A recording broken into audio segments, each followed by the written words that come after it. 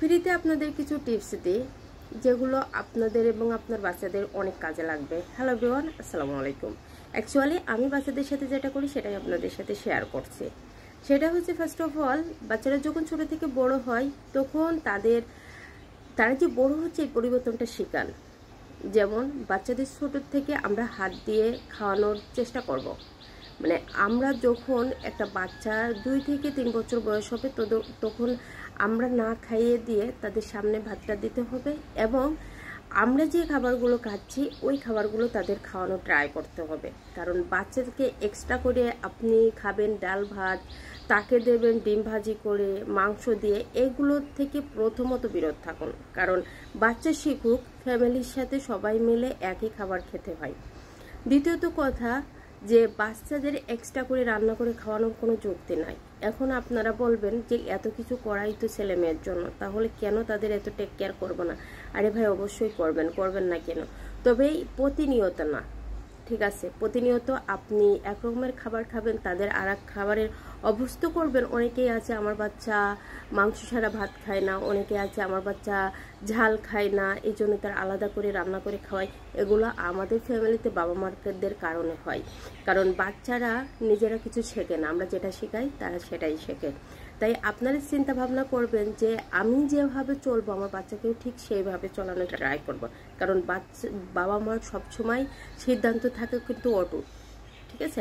আপনি তাই বলে এটা না যে আমি রিক্সা চালাই আমার ছেলেকেও রিক্সা চালানো শেখাবো, মোটেও না। এগুলো শিক্ষা না। সবসময় বাবা মার কুল চিন্তা ধারণা থাকে আমার বাচ্চাকে উচ্চ শিক্ষায় শিক্ষিত করব, একটা ভালো মানুষ হিসাবে গড়ে তুলব, 5 জন মানুষকে সাহায্য করবে এই রকমের তাকে গড়ে তুলব। এইগুলো শিক্ষা দিন। যেমন অনেক ফ্যামিলিতে আছে বাচ্চারা গোসল করে কাপড় চোপড় বাথরুমে রেখে চলে আসে, কিন্তু এইটা করানো যাবে না। প্রয়োজনে আপনি ওই কাপড়টা আবার ধুয়ে দেবেন, তবে তাকে ধোয়ানো শেখান যে তোমার কাপড় তোমারই ধুতে হয়। আপনি খাবারের পরে বাচ্চাদের অবশ্যই তাদের প্লেটটা তাদের ধোয়ানো শেখাবেন, যে যার যার খাবারের প্লেট সেই ধুতে হয়। বাচ্চাদের মাঝে মধ্যে ঘরের কাজ করতে দেবেন, যেমন বন্ধর দিন যার টেবিল সে পরিষ্কার করবে, যার বেড সে পরিষ্কার করবে, যার জুতা থাকে সে জুতা পরিষ্কার করবে। এগুলো শিখান। জানি বাচ্চারা এগুলো ঠিকঠাক করতে পারে না, তবে শিখাবেন। পরবর্তীতে আপনি আবার করে দিলে দেবেন, তবে তাদের শিখান যে ছুটির দিনে এই কাজগুলো তোমার কাজ তোমার করতে হবে। যেরকম তার স্কুল ড্রেসটা পরিষ্কার করা শিখাবেন, তার মোজাটা পরিষ্কার করা, তার স্কুলের জুতাটা পরিষ্কার করা। জানি এগুলো তারা সঠিকভাবে করতে পারবে না, তবে কি তাদের এগুলো মানে আদেশ করতে হবে যে এগুলো তোমারটা তুমি করো, প্রয়োজনে দরকার হোক আবার আমি করে দেবো, ঠিক আছে? আমি কিন্তু বাচ্চাদের এগুলো শিখাই, ঠিক আছে? শুধু লেখাপড়ার ভিতরে আবদ্ধ রাখলে হবে না। ডিসিপ্লিন, শৃঙ্খলা বলেও তো একটা কথা আছে, তা সেগুলোও বাচ্চাদের শেখাতে হবে। আপনার বাচ্চা যখন বড় হবে, বড় হওয়ার সাথে সাথে যে সবকিছু শিখবে তা না। ছোটোর থেকে যে শিক্ষাটা নেয় সেটা নিয়েই তারা বড় হয়। আর বড় হয়ে একটা মানুষ হুট করে পরিবর্তন হতে পারে না। তাই আপনি ছোটোর থেকে যদি একটা বাচ্চাকে সেই রকম পরিপাটি করে গড়ে তোলেন, তাহলে সে কোনো কিছুতেই পিছু টান হয় না। আপনার বড় হয়ে ভার্সিটিতে যাবে, কলেজে যাবে, যখন মেসে থাকবে আর 5 জনের সাথে সে অ্যাটাচড হতে পারবে না, সে খাবার খাইতে পারবে না, সেভাবে চলতে পারবে না। কারণ 10 জন থাকলে একদিন না একদিন তার রুম পরিষ্কার করার দায়িত্ব পড়ে, সে করতে পারবে না। তখন কি হবে? তার সাথে কেউ মিশতে যাবে না, ঠিক আছে? কারণ সবাই বাবা মা ছেড়ে আসে কিন্তু লেখাপড়া করতে। তাই আমার বাচ্চাদের আমি এমনভাবেই তৈরি করি যে কোনো কিছুতেই যাতে তারা হেনস্থাপন্ন না হয়, কোনো কিছুতেই তারা না খোঁজ না করে, তারা সমস্ত কিছু যারা প্রপারভাবে শিখতে পারে।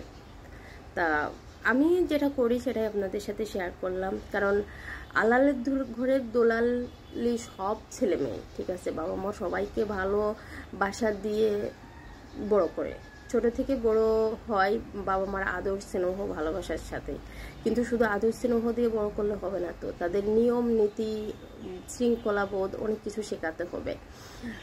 অনেক ফ্যামিলিতে দেখছি যে কি অনেক বড় হয়ে গেছে ছেলে মেয়ে, মা যায় গালে তুলে ভাত খাওয়াই দেয়, এটা ভালোবাসা, ঠিক আছে?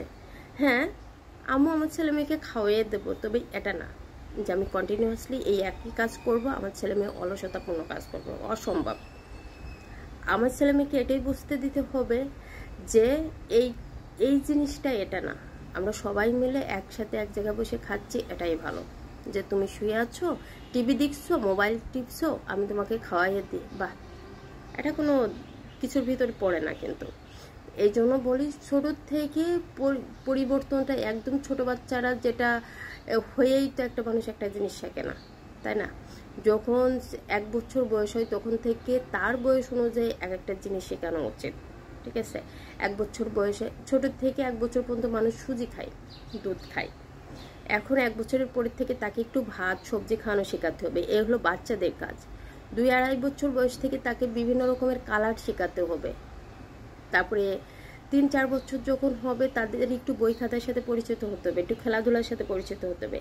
4-5 বছর বয়সের থেকে কার সাথে কিভাবে আচরণ করতে হবে, কার সাথে কিভাবে কথা বলতে হবে, তোমার চলাফেরা কেমন হবে, তোমার স্কুলি ফ্রেন্ড সার্কেলদের সাথে কেমন কথা বলতে হবে, বন্ধু বান্ধব আত্মীয় স্বজনের সাথে কিভাবে চলাফেরা করতে হবে, এগুলো ফ্যামিলির লোকজনই শেখায়, ঠিক আছে? বাট শুধু ভালোবাসা দিলেই হবে না, পোলাপানকে অনেক কিছু শিক্ষা দেওয়ার আরও দরকার আছে। সো অনেক কথা বললাম, জানি না কথার ভিতর কতগুলো রং রাইট আছে। তবে আজকের মতো এই পর্যন্ত, সবাই ভালো থাকুন, সুস্থ থাকুন, দেখা হচ্ছে নেক্সট কোনো ভিডিওতে। আল্লাহ হাফেজ।